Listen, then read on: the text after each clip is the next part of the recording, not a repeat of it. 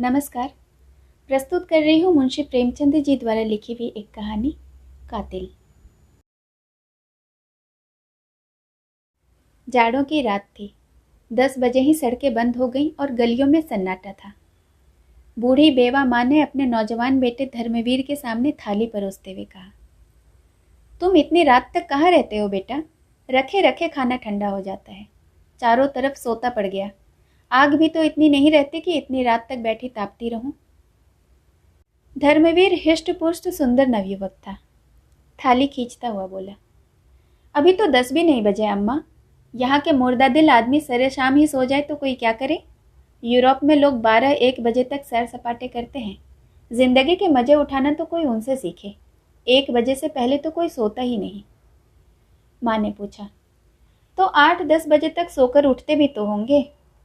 धर्मवीर ने पहलू बचाकर कहा, नहीं, वह 6 बजे ही उठ बैठते हैं। हम लोग बहुत सोने के आदी हैं। 10 से 6 बजे तक 8 घंटे होते हैं। 24 घंटे में 8 घंटे आदमी सोए तो काम क्या करेगा?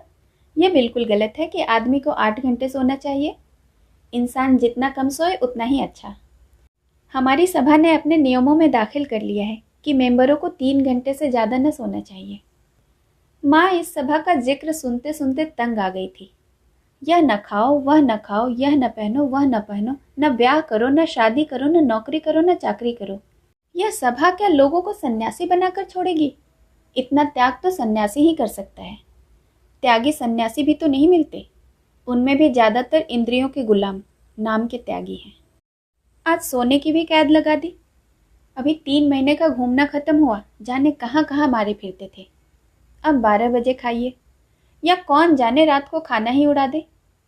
आपत्ति के स्वर में बोली, तभी तो यह सूरत निकल आई है। चाहो तो एक एक हड्डी गिन लो। आखिर सभा वाले कोई काम भी करते हैं या सिर्फ आदमियों पर कैदे ही लगाया करते हैं? धर्मवीर बोला, जो काम तुम करती हो वही हम करते हैं।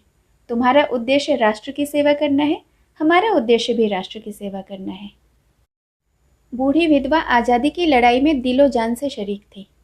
10 साल पहले उसके पति ने एक राजद्रोहात्मक भाषण देने के अपराध में सजा पाई थी। जेल में उसका स्वास्थ्य बिगड़ गया और जेल में ही उसका स्वर्गवास भी हो गया। तब से यह विधवा बड़ी सच्चाई और लगन से राष्ट्र की सेवा में लगी हुई थी। शुरू में उसका नौजवान बेटा भी स्वयं सेवकों में शामिल हो गया था, मगर इधर 5 महीनों से वह इस नई सभा में शरीक हो गया और उसको जोशीले कार्यकर्ताओं में समझा जाता था। माँ ने संदेह के स्वर में पूछा, तुम्हारी सभा का कोई दफ्तर है? हाँ है। उसमें कितने मेंबर हैं? अभी तो सिर्फ 25 मेंबर हैं। वह 25 आदमी जो कुछ कर सकते हैं वह तुम्हारे 25,000 भी नहीं कर सकते। देखो अम्मा, किसी से कहना मत, वरना सबसे पहले मेरी जान पर आफत आएगी। मुझे उम्मीद नहीं कि पिकेटिंग और जुलूसों से हमें आज़ादी हासिल हो सके। यह तो अपनी कमज़ोरी और बेबसी का साफ ऐलान है। झंडियाँ निकालकर और गीत गाकर कौमें आज़ाद नहीं हुआ करती।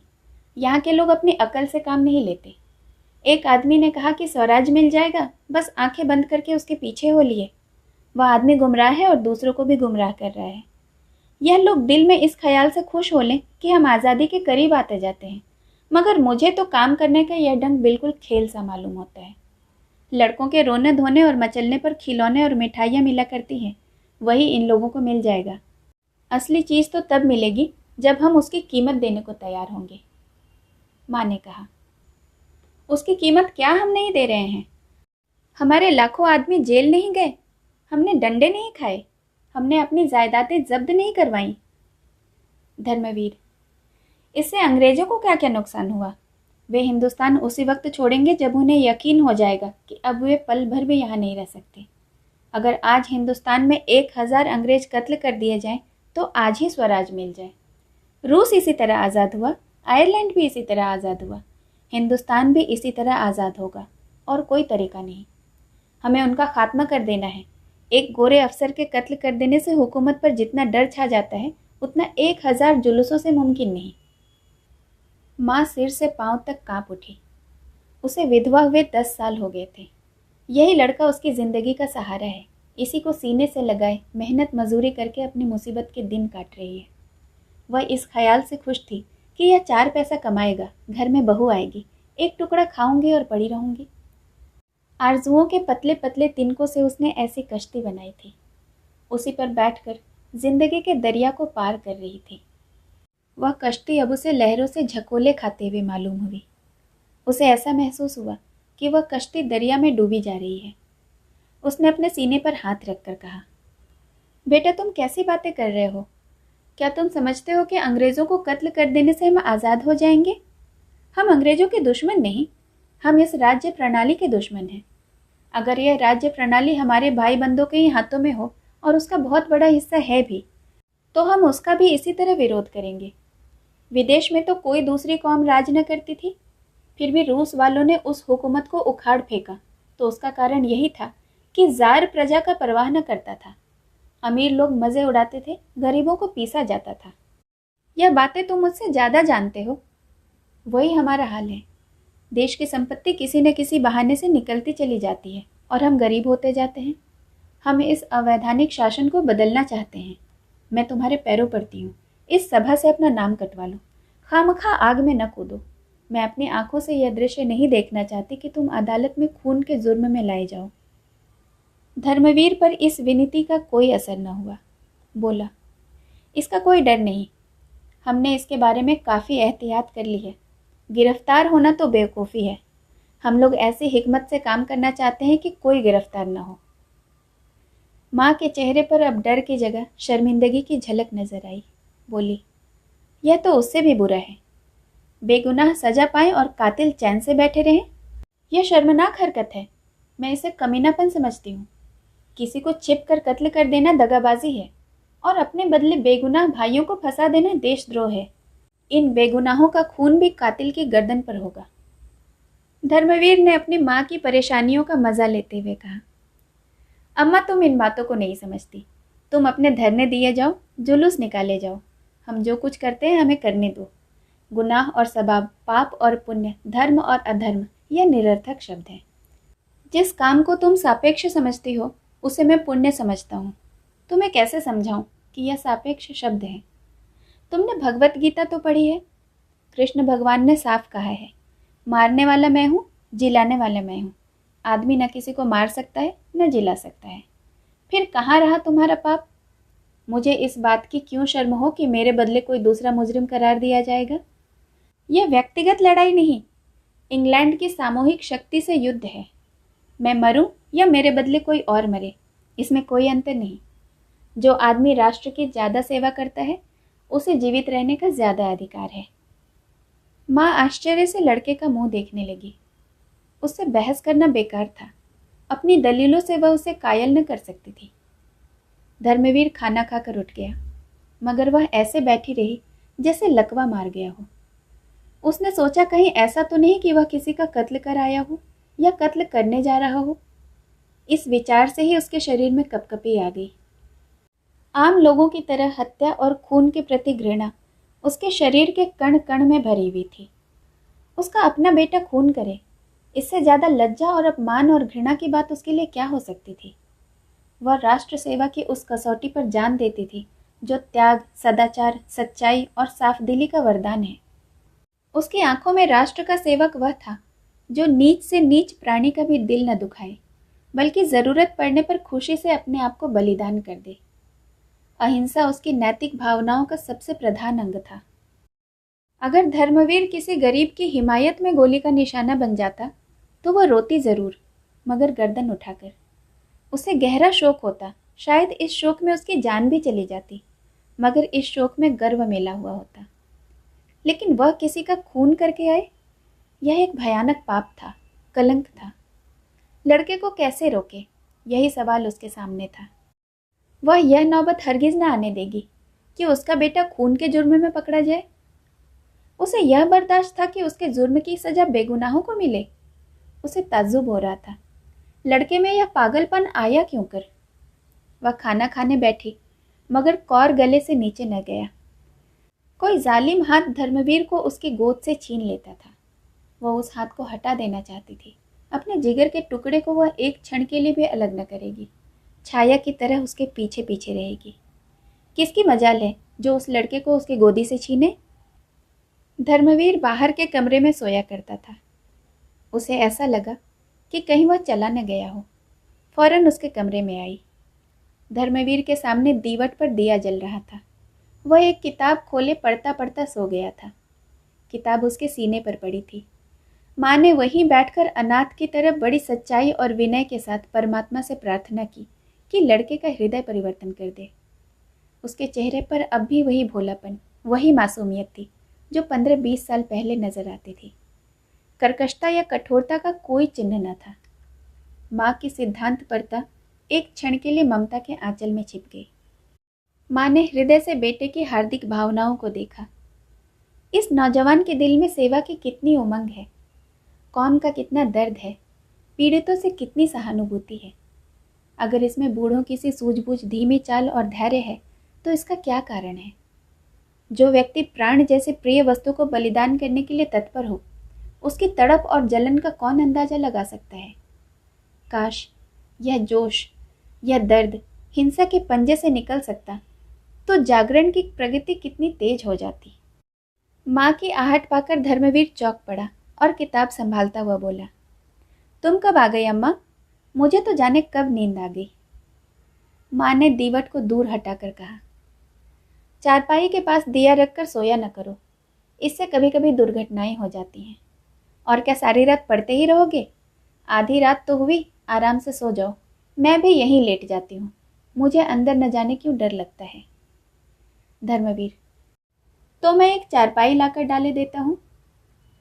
नहीं, मैं यहीं जमीन पर लेट जाती हूँ। वाह, मैं चारपाई पर लेटूं और तुम जमीन पर पड़ी रहो। तुम चारपाई पर आ जाओ। चल, मैं चारपाई पर लेटूं और तू जमीन पर पड़ा रहे, यह नहीं हो सकता। मैं चारपाई लिए आता हूँ, नहीं तो मैं भी अंदर ही लेटता हूँ। आज आप डरी क्यों? तुम्हारी बातों ने डरा दिया। तू मुझे भी अपनी सभा में क्यों नहीं शरीक कर लेता? धर्मवीर ने कोई जवाब न दिया। बिस्तर और चारपाई उठाकर अंदर वाले कमरे में चला।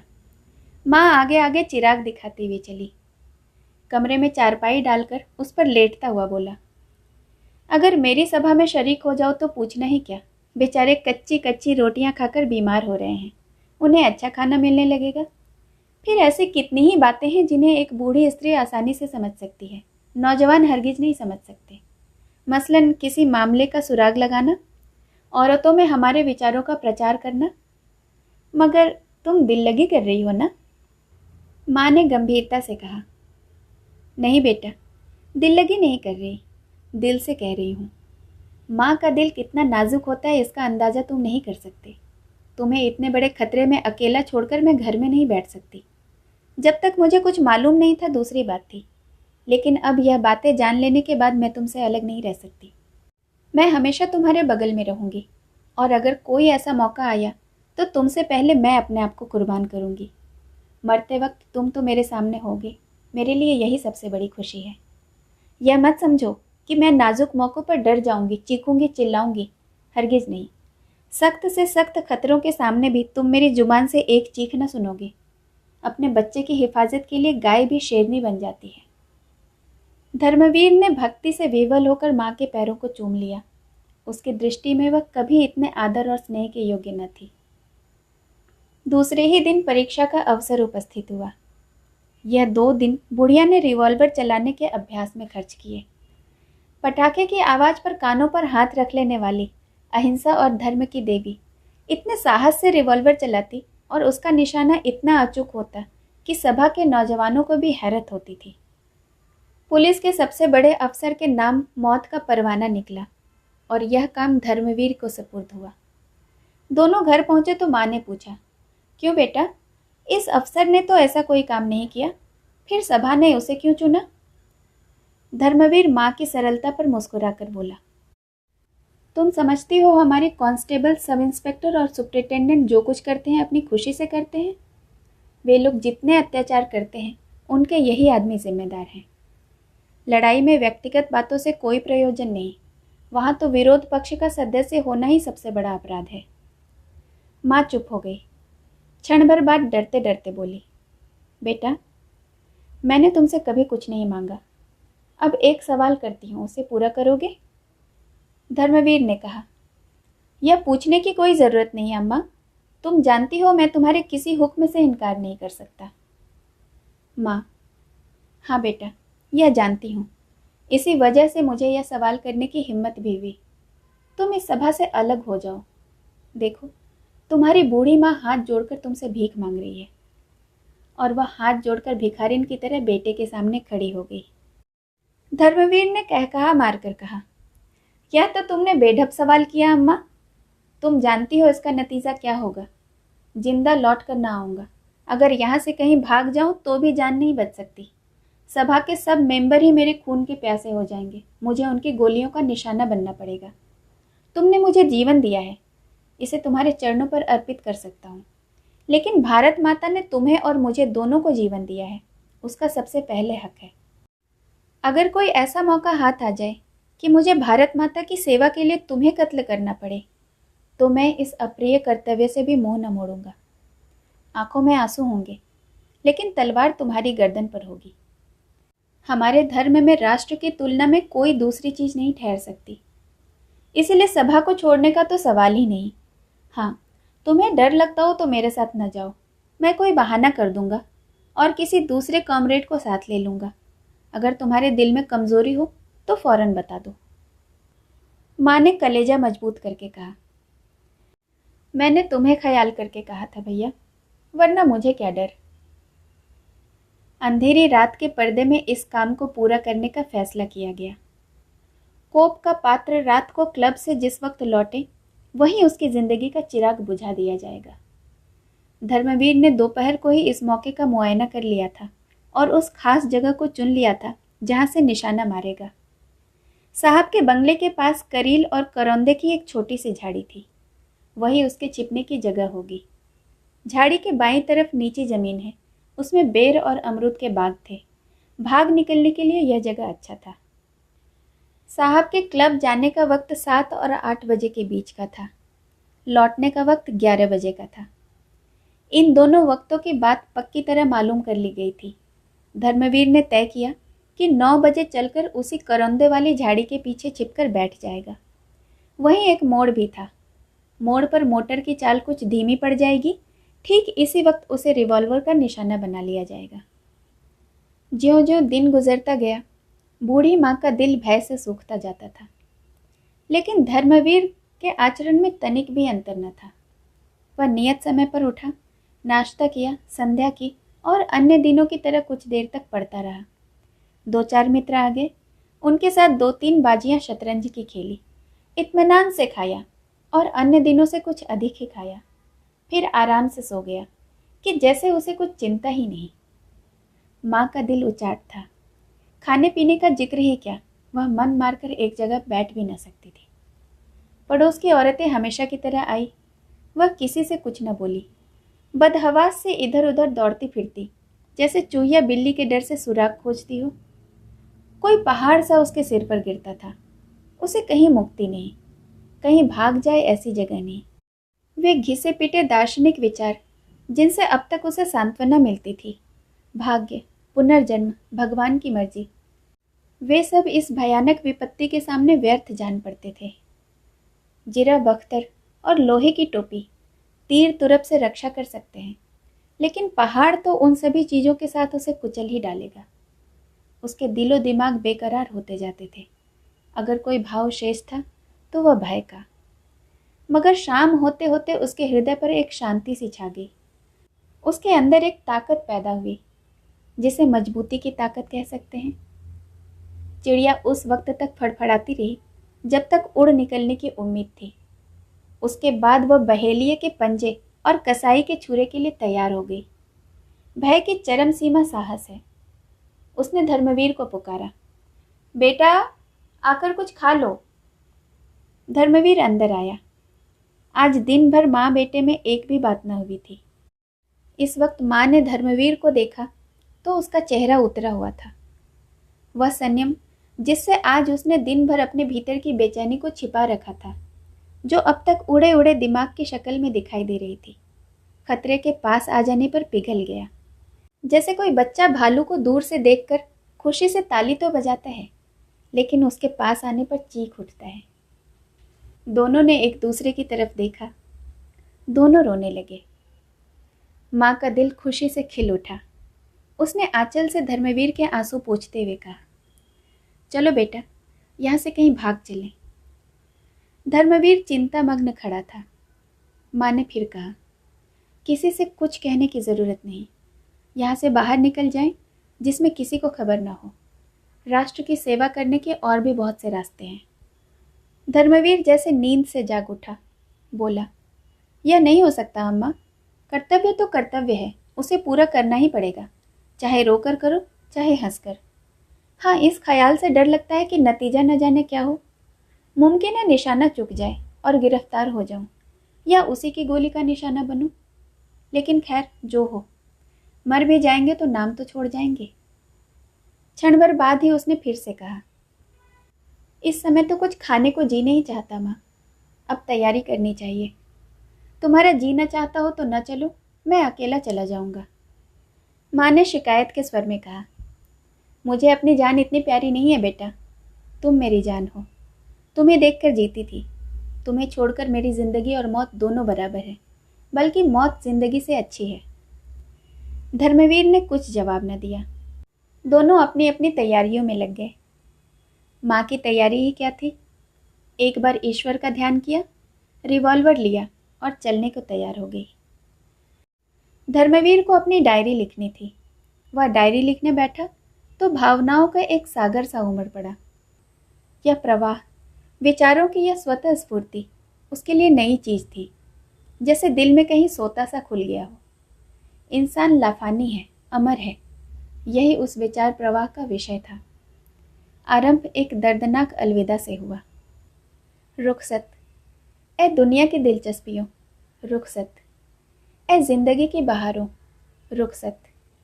ए मीठे जख्मों, रुखसत। देश भाइयों, अपने इस आहत और अभागे सेवक के लिए भगवान से प्रार्थना करना। जिंदगी बहुत प्यारी चीज़ है, इसका तजुर्बा हुआ। आह, वही दुख दर्द के नश्तर, वही हसरतें और मासूमियाँ जिन्होंने जिंदगी को कड़वा बना रखा था, इस समय जीवन की सबसे बड़ी पूंजी है। यह प्रभात की सुनहरी किरणों की वर्षा, यह शाम की रंगीन हवाएं, यह गली कूचे, यह दरो दीवार फिर देखने को मिलेंगी। जिंदगी बंदिशों का नाम है। बंदिशें एक एक करके टूट रही हैं। जिंदगी का शिराजा बिखरा जा रहा है। ए दिल की आज़ादी, आओ तुम्हें नाउम्मीदी की कब्र में दफन कर दूं। भगवान से यही प्रार्थना है कि मेरे देशवासी फले फूले, मेरा देश लहलहाए। कोई बात नहीं, हम क्या और हमारी हस्ती ही क्या, मगर गुलशन बुलबुलों से खाली न रहेगा। मेरे अपने भाइयों से इतनी ही विनती है कि जिस समय आप आज़ादी के गीत गाएं तो इस गरीब की भलाई के लिए दिल से दुआ करें, उसे याद कर लें। डायरी बंद करके उसने एक लंबी सांस खींची और उठ खड़ा हुआ। कपड़े पहने, रिवॉल्वर जेब में रखा और बोला, अब वक्त हो गया अम्मा। माँ ने कुछ जवाब न दिया। घर संभालने की किसे परवाह थी। जो चीज़ें जहाँ पड़ी थी वहीं पड़ी रहीं, यहाँ तक कि दिया भी न बुझाया। दोनों खामोश घर से निकले। एक मर्दानगी के साथ कदम उठाता, दूसरी चिंतित, शोकमग्न और बेबसी के बोझ से झुकी हुई। रास्तों में भी शब्दों का विनिमय न हुआ। दोनों भाग्य लिपि की तरह अटल, मौन, तत्पर थे। झाड़ी में पहुंचकर दोनों चुपचाप बैठ गए। कोई आधे घंटे के बाद साहब की मोटर निकली। धर्मवीर ने गौर से देखा। मोटर की चाल धीमी थी। साहब और लेडी बैठे थे। निशाना अचूक था। धर्मवीर ने जेब से रिवॉल्वर निकाला। माँ ने उसका हाथ पकड़ लिया और मोटर आगे निकल गई। धर्मवीर ने कहा, यह तुमने क्या किया अम्मा? ऐसा सुनहरा मौका फिर हाथ ना आएगा। माँ ने कहा, मोटर में मेम भी थी, कहीं मेम को गोली लग जाती तो क्या बात थी? हमारे धर्म में नाग नागिन सपोले में कोई अंतर नहीं। माँ ने घृणा भरे स्वर में कहा, तो तुम्हारा धर्म जंगली जानवरों और वहशियों का है, जो लड़ाई के बुनियादी उसूलों की भी परवाह नहीं करता। स्त्री हर धर्म में निर्दोष समझी गई है, यहाँ तक कि वहशी भी उसका आदर करते हैं। वापसी के समय मैं हरगिज ना छोड़ूंगा। तुम मेरे जीते जी स्त्री पर हाथ नहीं उठा सकते। मैं इस मामले में तुम्हारी पाबंदियों का गुलाम नहीं हो सकता। माँ ने कुछ जवाब न दिया। इस नामर्दों जैसी बात से उसकी ममता के टुकड़े टुकड़े हो गए। मुश्किल से 20 मिनट बीते होंगे, वही मोटर दूसरी तरफ से आती दिखाई पड़ी। धर्मवीर ने मोटर को गौर से देखा और उछल कर बोला, लो अम्मा, अब की बार साहब अकेला है, तुम भी मेरे साथ निशाना लगाना। माँ ने लपक कर धर्मवीर का हाथ पकड़ लिया। वह पागलों की तरह जोर लगाकर उसका रिवॉल्वर छीनने लगा। धर्मवीर ने उसको एक धक्का देकर गिराया और एकदम रिवॉल्वर साधा। 1 सेकंड में माँ उठी। उसी वक्त गोली चली। मोटर आगे निकल गई। माँ जमीन पर तड़प रही थी। धर्मवीर रिवॉल्वर फेंक कर माँ के पास गया और घबरा कर बोला, यह क्या हुआ अम्मा? फिर एकाएक इस शोक भरी घटना की प्रतीति उसके अंदर चमक उठी। वह अपनी प्यारी माँ का कातिल है। उसके स्वभाव की सारी कठोरता, सारी तेजी और सारी गर्मी बुझ गई। आंसुओं की बढ़ती हुई थरथरी को अनुभव करता हुआ वह नीचे झुका और माँ के चेहरे की तरफ आंसुओं में लिपटी हुई शर्मिंदगी से देखकर बोला, यह क्या हो गया अम्मा? हाय, तुम कुछ बोलती क्यों नहीं? यह कैसे हो गया? अंधेरे में कुछ नजर भी तो नहीं आता। कहाँ गोली लगी? कुछ तो बताओ। आह, इस बदनसीब के हाथों तुम्हारी मौत लिखी थी। जिसको तुमने गोद में पाला, उसी ने तुम्हारा खून किया। किसको बुलाऊं? कोई नजर भी तो नहीं आता। माँ ने डूबती हुई आवाज में कहा, मेरा जन्म सफल हो गया बेटा। तुम्हारे हाथों मेरी मिट्टी उठेगी। तुम्हारी गोद में मर रही हूँ। छाती में घाव लगा है।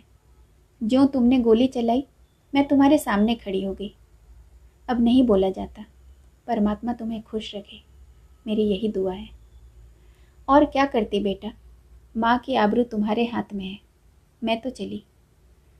क्षण भर बाद उस अंधेरे सन्नाटे में धर्मवीर अपनी प्यारी माँ के नीमजान शरीर को गोद में लिए चला तो उसके ठंडे तालुओं से अपनी आंसू भरी आंखें रगड़कर आध्यात्मिक आह्लाद से भरी हुई दर्द की टीस अनुभव कर रहा था।